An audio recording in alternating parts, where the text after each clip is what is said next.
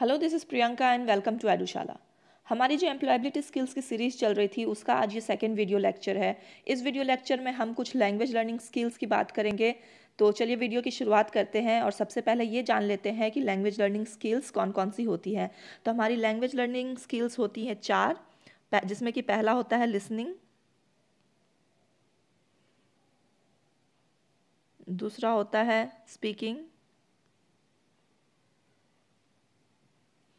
तीसरा होता है रीडिंग और चौथा होता है राइटिंग।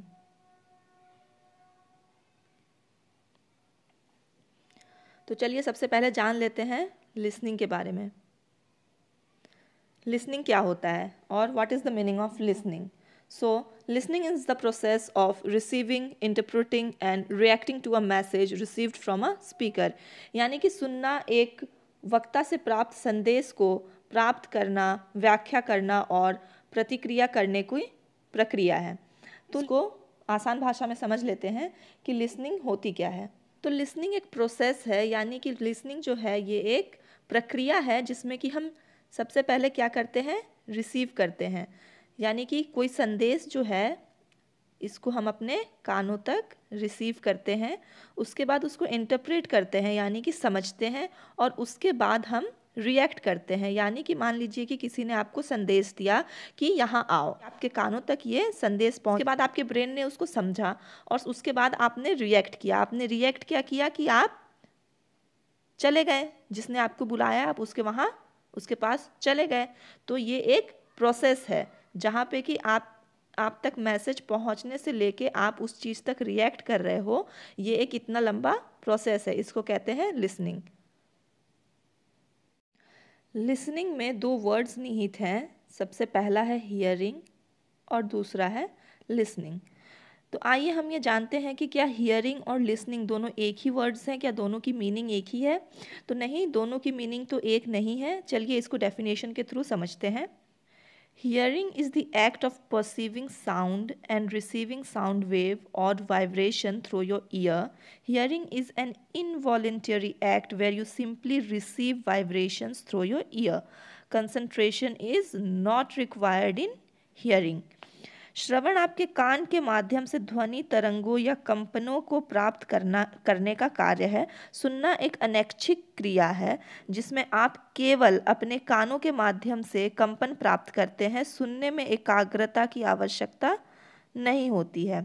ठीक है, तो हियरिंग जो है ये सिंपल एक एक्ट है जिसमें कि आपके कानों तक ध्वनि तरंगे पहुंच रही हैं, और जो है ये आपको बस इतना समझ में आ रहा है कि मैं कुछ सुन रहा हूँ या सुन रही हूँ। मगर लिसनिंग क्या है, इसको समझते हैं। आइए, listening is the act of hearing a sound and understanding what you hear. Listening is a skill that lets the sound you hear go through your brain to process in the meaning of it. Concentration is required in listening.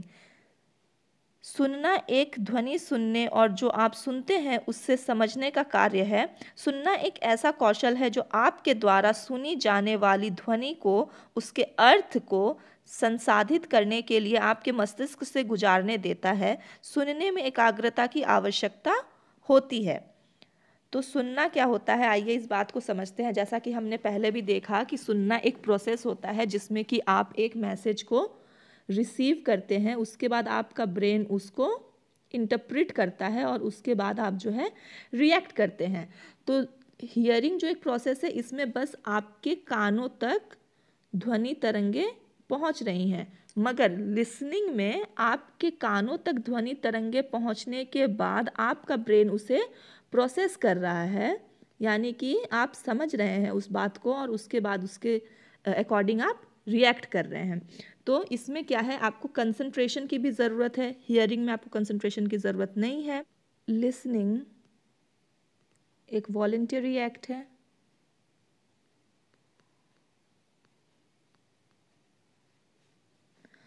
और hearing एक involuntary act है।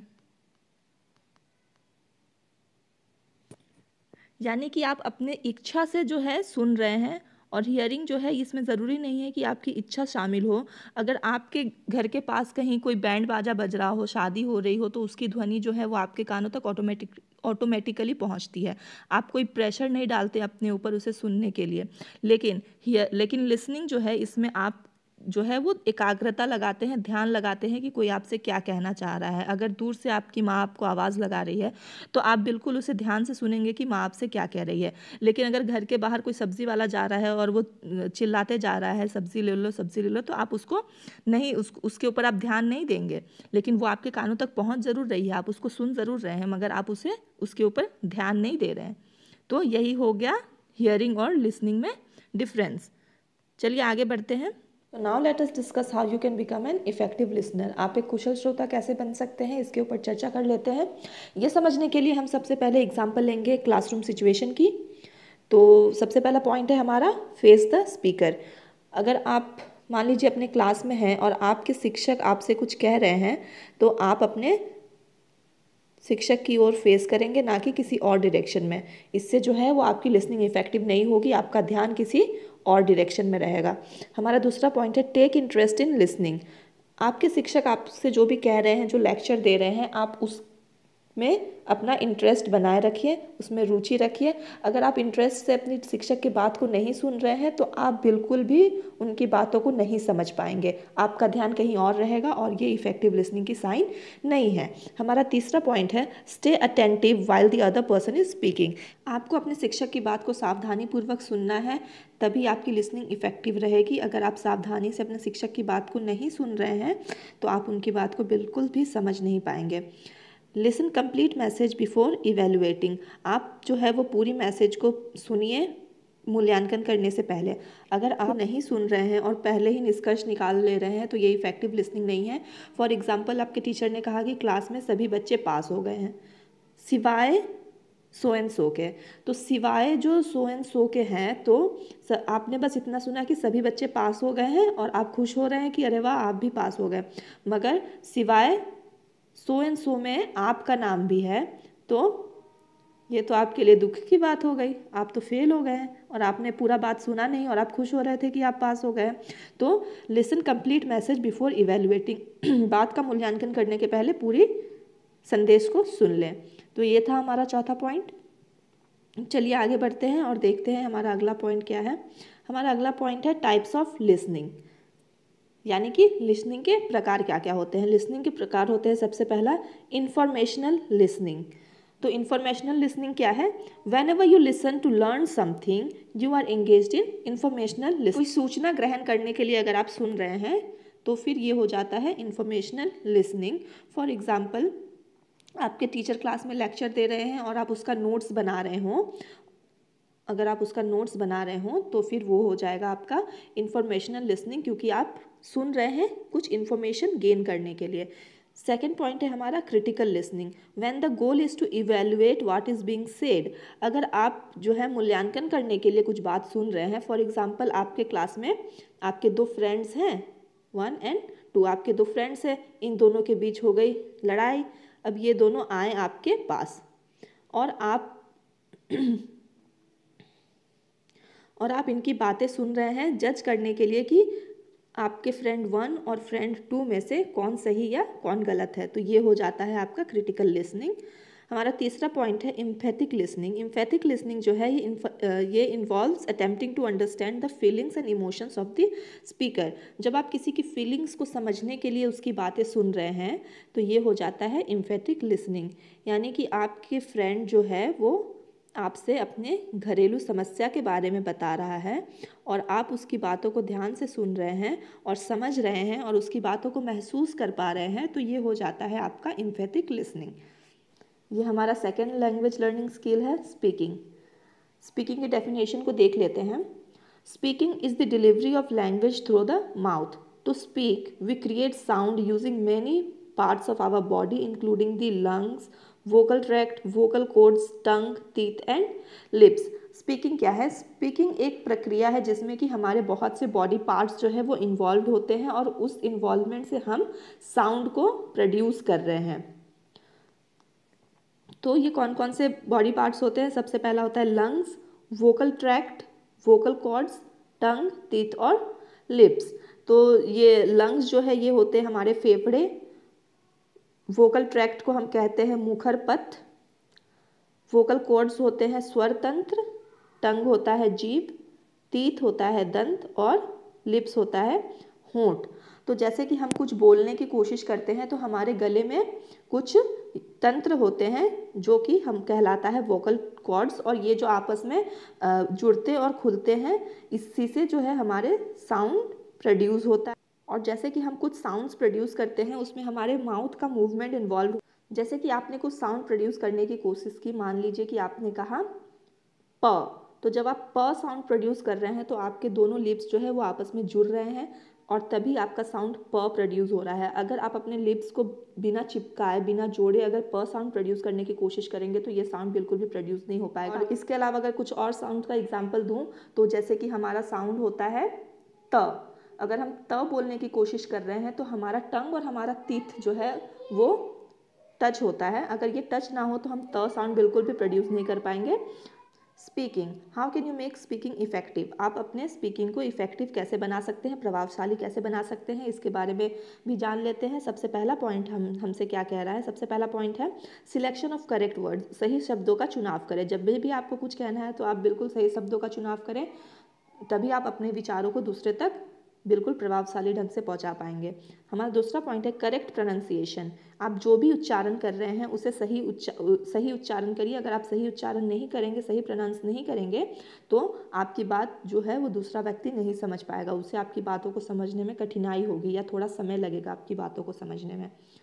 Third point है build eye contact with the other person, यानी कि जिससे भी आप बात कर रहे हैं उसके साथ आंखों से संपर्क बनाने की कोशिश करें, इससे आपकी बात दूसरे तक प्रभावशाली ढंग से पहुंचेगी। हमारा चौथा पॉइंट है try to express your emotions, अपने इमोशंस को, अपने फीलिंग्स को दूसरे तक पहुंचाने की कोशिश करिए, तभी आपकी बात को कोई दूसरा व्यक्ति जो है वो गहरे ढंग से समझ पाएगा, प्रभावशाली ढंग से समझ पाएगा। हमारा तीसरा लैंग्वेज लर्निंग स्किल है रीडिंग। रीडिंग क्या है इसे समझ लेते हैं डेफिनेशन के through. Reading is the process of looking at series of written symbols and getting meaning from them. When we read, we use our eyes to receive written symbols, letters, punctuation marks, and space. And we use our brain to convert them into words, sentences, and paragraphs that communicate something to us. Reading क्या है? Reading एक process है जिसमें कि हम देखते हैं written symbols की ओर। सिंबल्स हो गए जैसे कि A, B, C, या फिर जैसे कि यहाँ पे लिखा हुआ है रीडिंग, तो ये एक सिंबल है। इस सिंबल को हम पढ़ रहे हैं, अपनी आँखों के थ्रू इसे देख रहे हैं और उसके बाद हम इसे समझ पा रहे हैं कि ये लिखा हुआ है रीडिंग, और रीडिंग का मतलब हमारे ब्रेन में प्रोसेस हो रहा है कि रीडिंग मतलब होता है पढ़ना। टाइप्स ऑफ रीडिंग क्या है इसे भी देख लेते हैं। रीडिंग के 4 टाइप्स होते हैं। सबसे पहला होता है स्कैनिंग, दूसरा होता है स्कीमिंग, तीसरा होता है एक्सटेंसिव रीडिंग और चौथा होता है इंटेंसिव रीडिंग। इन सभी टाइप्स को डिटेल में जानेंगे। स्कीमिंग क्या होती है? Skimming is reading rapidly in order to get a general overview of a material, यानी कि सामान्य अवलोकन प्राप्त करने के लिए जब हम रीड कर रहे हैं तो उसे हम कहते हैं स्कीमिंग। अगर हमें एक टेक्स्ट दिया जाए और हम सिर्फ उसका समरी जानने की कोशिश करें या मेन आइडिया जानने की कोशिश करें कि इसमें क्या लिखा गया है, तो ये कहलाता है हमारा स्कीमिंग। इससे विपरीत है हमारा अगला पॉइंट जो है स्कैनिंग। स्कैनिंग में क्या होता है? Scanning is reading rapidly in order to find specific facts, यानी कि विशिष्ट तथ्यों को खोजने के लिए जब हम पढ़ रहे हों तो उसे कहा जाता है स्कैनिंग। अगर आपके शिक्षक ने आपको एक मटेरियल दिया पढ़ने को और कहा कि इसमें से आपको कुछ पॉइंट्स निकालने हैं और आप उन पॉइंट्स को निकालने के लिए अगर पढ़ रहे हैं तो वो हो जाता है स्कैनिंग, यानी कि आप ध्यान देकर पढ़ रहे हैं कुछ तथ्यों को खोजने के लिए। हमारा अगला रीडिंग का टाइप है इंटेंसिव रीडिंग। इंटेंसिव रीडिंग क्या है? Intensive reading involves learners reading in detail with specific learning AIIMS and task. Intensive reading वही हो जाती है जब हम गहन पठन में इन्वॉल्व रहते हैं और हम कुछ जानने की कोशिश कर रहे होते हैं, कुछ समझने की कोशिश कर रहे होते हैं किसी टेक्स्ट के थ्रू, तब वो हो जाता है हमारा इंटेंसिव रीडिंग। और इसके विपरीत हमारा हो जाता है एक्सटेंसिव रीडिंग।